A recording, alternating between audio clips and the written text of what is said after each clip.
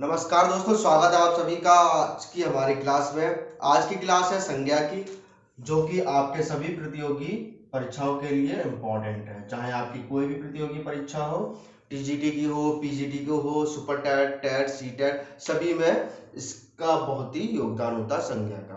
संज्ञा को समझना बहुत ही आवश्यक होता है। अगर हम संज्ञा को नहीं समझ पाते हैं तो क्या होता है, हम वाक्य को भी नहीं समझ पाएंगे। तो सबसे पहले हम देख लेते हैं कि संज्ञा के भेद क्या क्या होते हैं। संज्ञा के भेद।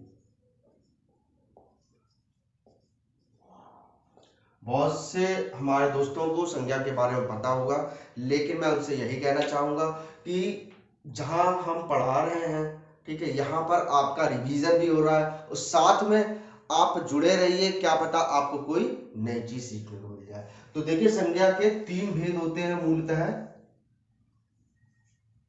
तीन भेद होते हैं आपका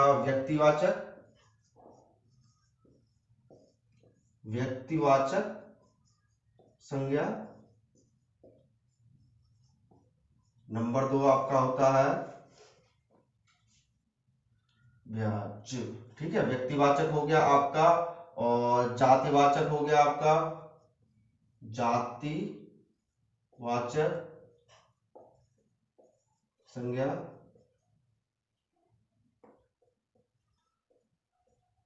और आपका तीसरा हो गया भाववाचक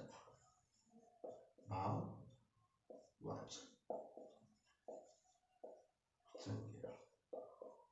देखिए, कभी कभी क्या होता है कि हम इनको भूल भी जाते हैं। व्यक्तिवाचक, जातिवाचक, भाववाचक, इनको भूल भी जाते हैं। तो इसकी मैंने एक ट्रिक बना दी है, आप इसको याद रखिएगा। अगर ये तीनों आपको याद नहीं हो रहे हैं तो याद रखिएगा। ब्याज का भाव। ठीक है, ब्याज का भाव। जैसे हम पूछते हैं, भैया क्या ब्याज चल रहा है मार्केट में, 1%, 2% ब्याज पर पैसे मिल रहे हैं, तो ब्याज का भाव। ये हो गया आपका व्यक्तिवाचक, जा से हो गया आपका जातिवाचक, भाव से हो गया भाववाचक। ठीक है, तो सबसे पहले हम बात कर लेते हैं व्यक्तिवाचक की। व्यक्तिवाचक संज्ञा। देखिए, सिंपल सी इसकी परिभाषा है। ओके, परिभाषा हम डिस्कस नहीं करेंगे क्योंकि हमें परिभाषा लिखने के लिए नहीं आ रही है। हमको क्या करना है, हमको संज्ञा पहचाननी है। जो हमारे प्रतियोगी परीक्षाओं में क्वेश्चंस आते हैं, प्रश्न आते हैं, उसमें से हमें क्या करना है, संज्ञा को पहचानना है। तो इसकी पहचान करने के लिए देखिए क्या होता है कि कहीं पर भी अगर नाम लिखा हो, पर्टिकुलर कोई नाम लिखा होगा, तो वहां पर आपका व्यक्तिवाचक ही होगा। मान लीजिए अगर कुछ भी लिखा हो तो आप घूम फिरकर उस जगह पर पहुंच जाए, पर्टिकुलर जगह पर या पर्टिकुलर आदमी के पास पहुंच जाए। जैसे हमने कहा क्या, रावण कहा, तो दिमाग में सिर्फ एक ही चीज आती है कि रावण। रावण कौन था, याद आ गया ना, रावण। ठीक, इसी प्रकार से हमने कहा ताजमहल, तो ताजमहल एक ही है ना, पूरे वर्ल्ड में ताजमहल एक ही है, तो सीधे घूम फिर के हमारा दिमाग कहां पहुंचेगा, ताजमहल पर पहुंचेगा। हमने कहा एवरेस्ट, तो एवरेस्ट सीधे पहुंचेंगे हम कि हाँ भैया एवरेस्ट है, एवरेस्ट की चोटी है। लेकिन अगर हम कहते हैं यहीं पर पहाड़, पहाड़ कहते हैं, तो यार पहाड़ तो बहुत सारे होते हैं, पहाड़ तो बहुत सारे होते हैं, कोई एक पर्टिकुलर पहाड़ तो है नहीं, तो ये आपका क्या होगा, व्यक्तिवाचक नहीं होगा। ठीक है, तो व्यक्तिवाचक वही संज्ञा है जो एक किसी पर्टिकुलर चीज को डिफाइन करती है ना, जो एक पर्टिकुलर चीज को बताती है या पर्टिकुलर मनुष्य को या कोई भी थिंग को बताती है, उसको क्या कहते हैं, व्यक्तिवाचक कहते हैं। ओके, चलिए अब हम क्या करेंगे, अब हम देखेंगे जातिवाचक।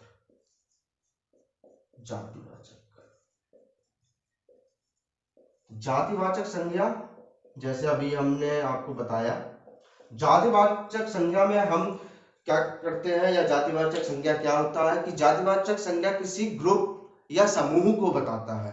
जैसे अभी मैंने आपको बताया था पहाड़, पहाड़, तो ये क्या हो जाएगा आपका जातिवाचक संज्ञा हो जाएगा। क्यों, क्योंकि पहाड़ में तो बहुत सारे पहाड़ आते हैं, आपका नीलगिरी भी आता है, एवरेस्ट भी आता है, हिमालय भी आता है, सब कुछ आपका किसमें आ जाएगा, पहाड़ में आ जाता है। जैसे हमने बोल दिया लड़का, तो लड़का में क्या होता है, जितने भी लड़के होंगे सारे आ जाएंगे ना, लड़के लड़के। जैसे हो गई कक्षा, है ना, तो कक्षा में भी क्या बहुत सारे बच्चे हैं, लड़के लड़कियां सब कुछ है ना। और जैसे हमने बोल दिया गाय, तो कोई एक पर्टिकुलर गाय नहीं है, बहुत सारी गाय है ना। मनुष्य ए मनुष्य बी, किसी की भी गाय हो सकती है, वहां पर सफेद काली भूरी हर तरीके की गाय होंगी। ओके, तो ये आपके क्या हो जाता है, जातिवाचक जो भी होती है संज्ञा, वो एक समूह को डिफाइन करती है। एक समूह होगा, अगर हम संज्ञावाचक सॉरी जातिवाचक बोलेंगे तो वो कोई एक पर्टिकुलर आदमी नहीं होगा। ठीक है, क्लियर होगी यहां तक बात। चलिए अब हम बात कर लेते हैं भाववाचक की। भाववाचक,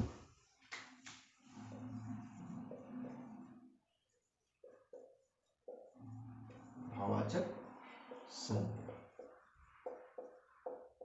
तो भाववाचक संज्ञा क्या होती है? भाववाचक संज्ञा जिसमें कोई भाव प्रकट हो रहा हो। क्या हो रहा हो? कोई भाव प्रकट हो रहा हो, जैसे क्रोध, घृणा, प्रेम, है ना, इस तरीके के कोई भाव उत्पन्न हो रहा हो, तो वहां पर क्या होता है, आपका भाववाचक संज्ञा होता है। देखिए इस तरीके से आपको समझ में नहीं आएगा कि भाव इस तरीके की ये विशेषता भी कभी कभी हो जाती है, विशेषण में भी आ जाता है, लेकिन संज्ञा को कैसे पहचानेंगे, तो इसके लिए हम कुछ उदाहरण ले लेते हैं। ओके,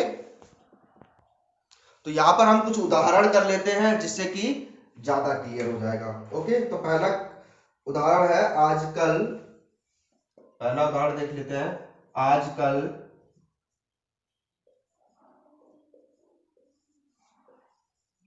भारतीयों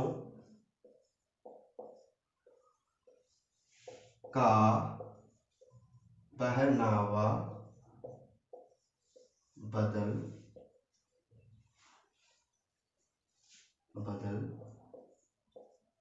गया है। ओके, आजकल भारतीयों का पहनावा बदल गया है। तो जी ये बताइए हमें क्या बदल गया है? क्या बदल गया है? पहनावा बदल गया है। तो यहां पर जो हमारा भाववाचक संज्ञा हो जाएगी, क्या हो जाएगा? पहनावा। इसमें से अगर पहचानने के लिए दिया जाएगा कि कौन सी संज्ञा है, पहनावे में कौन सी संज्ञा है, राइट, तो सारे लोग कंफ्यूज हो जाएंगे पहनावा क्या है। सब लोग क्या समझ लेंगे कि ये जातिवाचक है, पहनावा वस्त्र से रिलेट कर देंगे कि ये पहनावा वस्त्र है तो ये जातिवाचक हो गया। नहीं, लेकिन यहां पर क्या है, पहनावा आपकी पर्सनालिटी को बिलोंग कर रहा है कि आप की पर्सनालिटी कितनी चेंज हो गई है, यहाँ की पर्सनालिटी कितनी चेंज हो गई है, राइट। तो यहाँ पर वो दिखाया जा रहा है कि पहनावा क्या होगा, यहाँ पर जातिवाचक ना होकर आपका क्या हो जाएगा, भाववाचक हो जाएगा। चलिए दूसरा एग्जांपल देख लेते हैं। अच्छाइयों अच्छाइयों को ग्रहण कीजिए और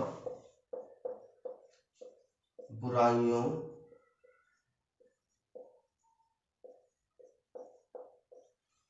का त्याग। ओके, तो इसमें देखिए क्या आ रहा है, अच्छाइयों को ग्रहण करें और बुराइयों का त्याग। तो क्या है, अच्छाई और बुराई, यहां पर क्या हो जाएगा, भाववाचक। अच्छाई एक भाव है। भाव संज्ञा को पहचानने का एक और तरीका होता है, वो ये होता है कि हम उसको टच नहीं कर सकते। क्या नहीं कर सकते? टच नहीं कर सकते, छू नहीं सकते। तो जिस चीज को हम छू नहीं सकते वो क्या होगा, भाववाचक होगा। पहनावा आपका वस्त्र से रिलेटेड नहीं है, मैंने पहले ही बताया।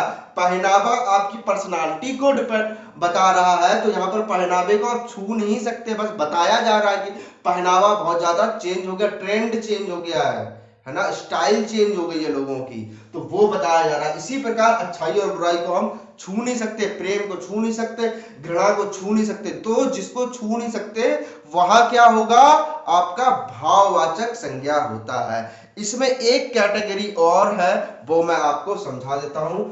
चलिए वो क्या होती है वो भी देख लीजिए। बहुत छोटा सा प्रश्न आ जाता है, बहुत छोटा सा प्रश्न क्या आ जाता है एक तो आपका होता है स्वतंत्र भाववाचक और एक होता है आपका अस्वतंत्र। जैसे कि स्वतंत्र कौन कौन से होंगे? प्रेम आपका स्वतंत्र हो गया, क्रोध हो गया स्वतंत्र, है ना। इस तरीके के क्या हो गए, ये स्वतंत्र हो गए। अस्वतंत्र क्या होते हैं? जिसमें प्रत्यय जुड़ा हो, जिसमें प्रत्यय जुड़ा हो, जैसे होती है आपकी मिठाई, मिठाई। इसको कैसे लिखते हैं? इसको लिखते हैं मीठा धनाई। तो इसमें आई जो है प्रत्यय जुड़ के मिठाई बना है, तो ये अस्वतंत्र है, स्वतंत्र नहीं है। और भी आप अगर एग्जाम्पल देखेंगे, और भी एग्जाम्पल देख लीजिएगा, जैसे मिठास, मिठास, मीठा धन आस, मिठास, है ना। ओके। जैसे हलवाई, हलवाई, है ना। ये सारे क्या होते हैं? आपके प्रत्यय जुड़कर बनते हैं, तो अस्वतंत्र होते हैं। और दूसरी बात बता दूं, जैसे मेल से फीमेल कन्वर्ट होता है, तो जितनी फीमेल होती हैं वो सारी क्या होती हैं? क्या होती हैं? वो सारी फीमेल्स आपकी ये अस्वतंत्र ही आएंगी। जैसे कि अगर किसी का रोजगार है, रोजगार है कोई, मान लीजिए कोई भी है, जैसे डॉक्टर है, तो हम लोग कहते हैं डॉक्टरनी, इस तरीके से बोलते हैं, है ना।